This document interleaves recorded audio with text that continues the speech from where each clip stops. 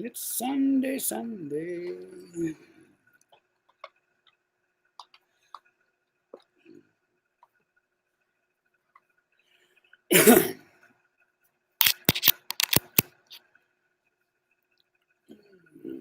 Oh, we got a thumbs up, two thumbs ups already. What's good, guys? Hey, what's good? What's good? It's Jay Stogden, Mike McDonald, Taylor Quinn, Nate Houston. Hey, what's up, Nate? How you been, bud? Haven't heard from you in a minute, man. Hope all is well. Getting that coffee and them cigarettes in. So we're gonna do a little reading today. I'm gonna turn on some lights, guys. Hang on.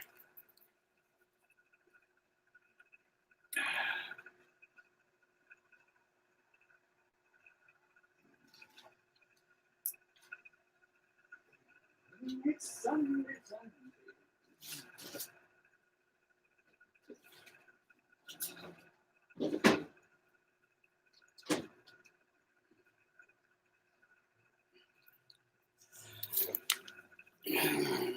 What's good, guys? What's good? What's good? All right, all right. Caught a little flack from one of my boys about last night. Whatever, you know. Anyway, we're gonna go right or left, right or left, right or left. We're gonna go left. Okay. Growing honestly. On a practical level, changes occur because what's appropriate to one phase of recovery may not be for another. Basic Text 105. When we first came to the program, many of us had no legitimate occupation. Not all of us suddenly decided we're going to become honest and productive model citizens the moment we arrived in the program. We soon find in recovery that we're not so comfortable doing many of the things we once did without a second thought when we were using. Fact. Anyway, as we grow in our recovery, we begin to be honest in matters that probably hadn't bothered us when we used. We started returning extra change a cashier may have given us by mistake, or admitting when we hit a parked car. We find that if we can begin to be honest in these small ways, the bigger tests of our honesty become much easier to handle. Many of us came here with very little capacity to be honest whatsoever. But we find that as we work the program of the 12 steps, our lives begin to change. We are no longer comfortable when we benefit at the expense of others, and we can feel good about our newfound honesty. Just for a day, I will examine the level of honesty in my life and see if I'm comfortable with it. So yeah, that's still one. I remember like one of the first times when I got clean, I went into stealing from fucking Walmart. It was like my thing, you know. I would go in and I'd buy a bicycle and I'd push a bike out every door with that same receipt, and I'd just do it for the buzz, you know. And I told my sponsor what time it was, and he's like, "Man, you're trading one high for another," you know. And it went that way for a quick minute, though. You know, I wasn't really ready to give up that part of me that, you know, that criminal I can get away with shit, you know, side of me. What's good, Kenneth? Yeah. So anyway, and I was talking to Marcos today about doing the filming on, you know, episodes like what we did, like what I did last night, and you know, Simi Valley's so full of these kids that they had like the highest death rate in 1 month. I think it was a year ago. It was just crazy. It was like 29 kids died in 30 days out there, you know, in one little city. It's insane, man. Yeah, this pandemic puts nothing to the opiate pandemic, but, you know, we're not shutting down businesses for that. We're not shutting down, you know, alcoholism. You know, how many people die from crashes? Patience on time lately. Yeah, I know that does tend to happen. YouTube does tend to jank us around. You know, I was watching one of Herc's shows today about what was it called? the leader of some organization that took over that police station up there. He was crying on TV, you know, and Herc's like, "Why are you crying, fool? This is what you wanted. You wanted to." Um, that's crazy. I got a good deal on a bike. I like it. So yeah, my behaviors, it's taken a lot of trimming along the way, because those behaviors right there were going to land me back in prison, right? But back then I didn't give a shit. You know, I was out. I didn't want to use anymore.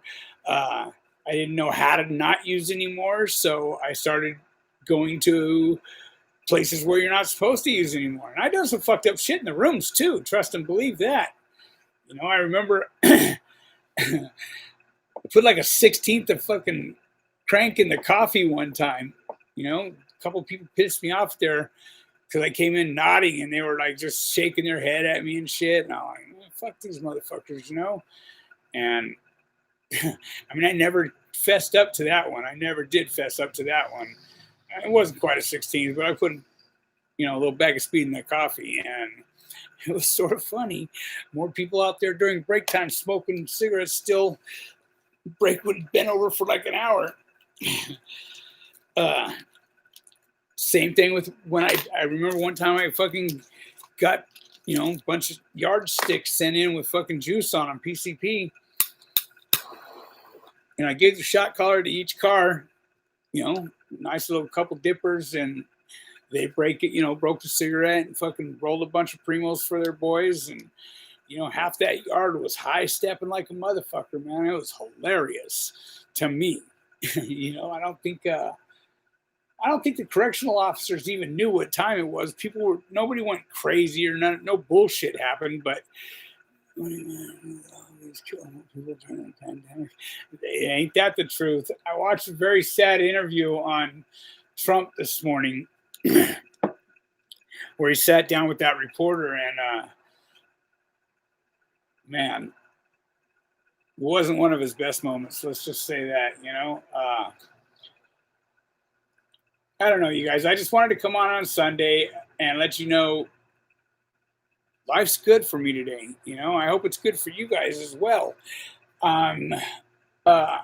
Tomorrow I'm going to try and get back on the hustle and, you know, see what I can get going this week just to make ends meet, you know, as all you guys are trying to do, I'm sure. My boy over in the UK got at me about a little hustle that I'm going to check out. I already invested like $500 in, I don't want to go into it too much, but you know, it looks like it might be a payoff situation. I hope that's $500 I didn't have to really spend, you know. But I'm just like you guys, you know, I'm just trying to make ends meet, make the grind, and you know,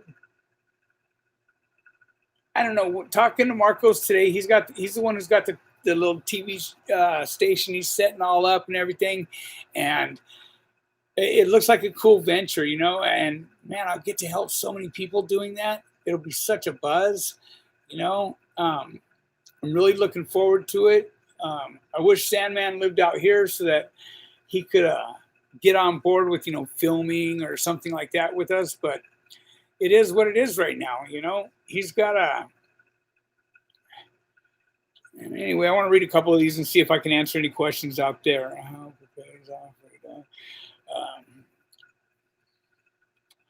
Like the beard, that's right. I always tripped out on how my beard affected other people's lives.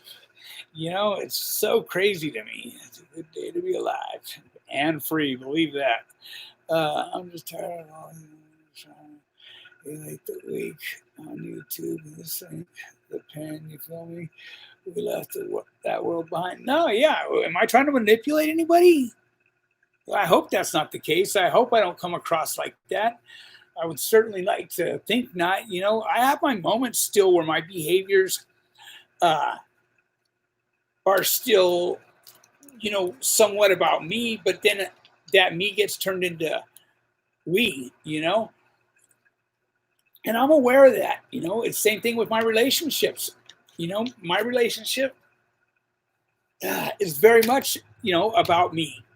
I want what I want. I'm at a certain age, and I want behaviors to be how I want them to be.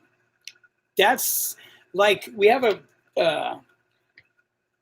story in the big book, and it's called The Author. He's basically trying to control everything. Nothing ever unravels the way he wants it to. And that's sort of my story still. You know what I mean? Even in recovery, life's a mess for me at times, And my weekend's going great, by the way.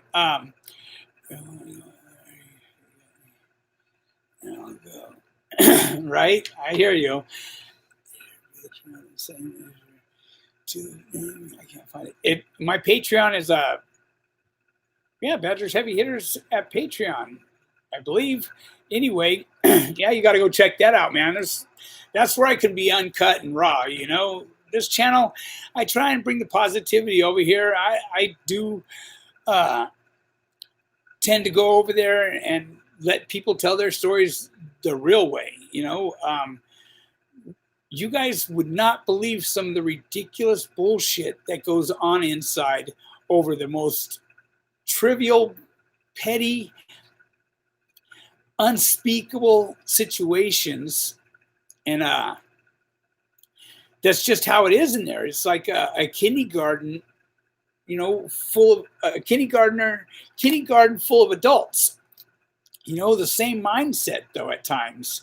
It's pretty sad. My cat's under the bed. She's acting funny today. I gave her CBD. She's what's the word for the cats when they're wild? I forget what it's called, but she's the fuck is that word? Anyway, she's a bit of a wild cat at times, and then sometimes she's not. She wants to be loved too, but she spends a lot of time on her own in the bedroom, under the bed. It's sad, but whatever.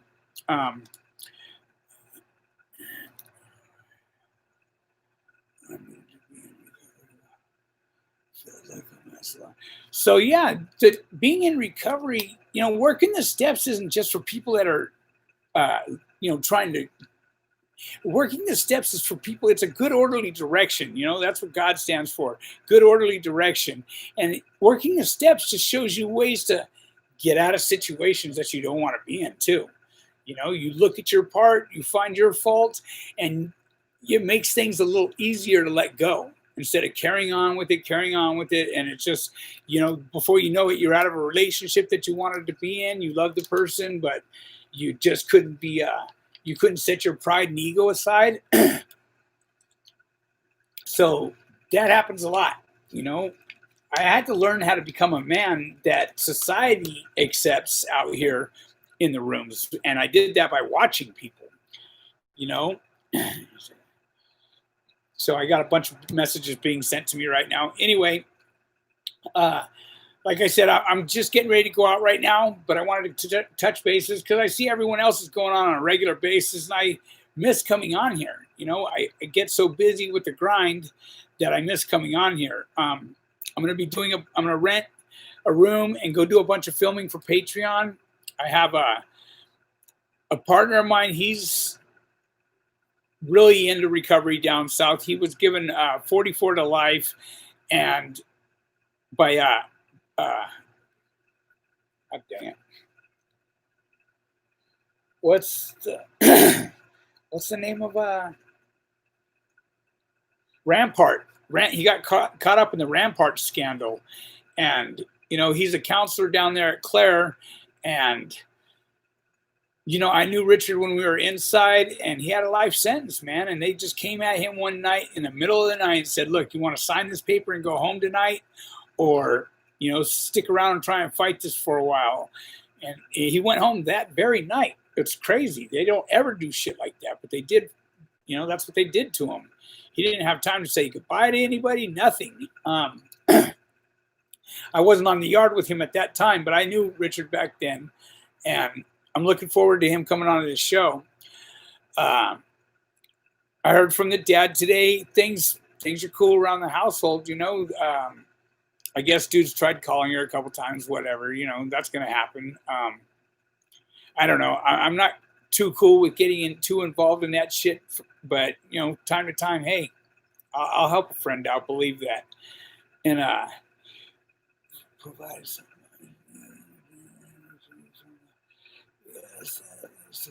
Right? 2020 has been an awful year for me, man. You know, people are just miserable out there. Their entitlement issues are so crazy, and the millennials, I just don't understand them. How they're gonna cry when they get in trouble for the things that they've done.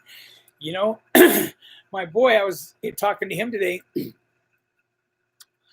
and my kid's mother got mad at me because she's all, "You can help us with money for a lawyer for," and I'm like, I wouldn't do that. Nobody was there to help me. I don't know that I would even help my kid out if I had the money to help him in that type of situation, man. You made your bed, you know, sleep in it. And that's how I've learned to be like, you know, fire hot. I don't want to touch that, you know, by fucking bumping my head, and nobody's there to bail me out. I've had to fucking stand up to everything I've ever done, it seems like, you know, and I'm grateful for that. I truly am grateful for that, because if I'd have been getting passes like all these kids out here today, you know, they didn't get their asses whooped when they were kids, and look at the result of it. It's just crazy. Not that I'm for whipping kids' asses, but I mean, if they got ass whooping coming, that's how it was when I was a kid, and we turned out okay. You know, our generation turned out okay, I would say. I'm worried about that generation, but that last generation was worried about the generation before them. So it's nothing new. You know, it just history repeats itself, and you know,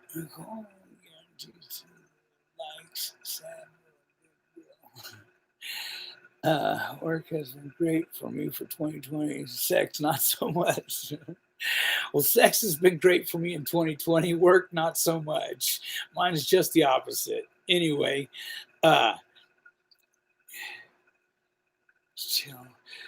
my ex had sent Harriet a fucked up meme last night at like 2:00 in the morning. Said something about when the ex thought she was being cute, posting a picture on Facebook wearing his t-shirt, when y'all know that that was the last thing you used as a cum rag or something like that.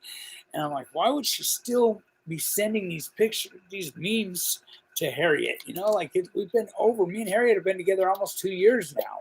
I just don't get it. You would have felt if something happened and you shit, I may have been able to stop that. You did the right thing. Hey, I appreciate that, Mike S. I really do. You know, I caught some flack from here. People saying that's ugly, you know, like, well, sometimes the world has to understand ugly, you know, even a ding understands an ass whooping.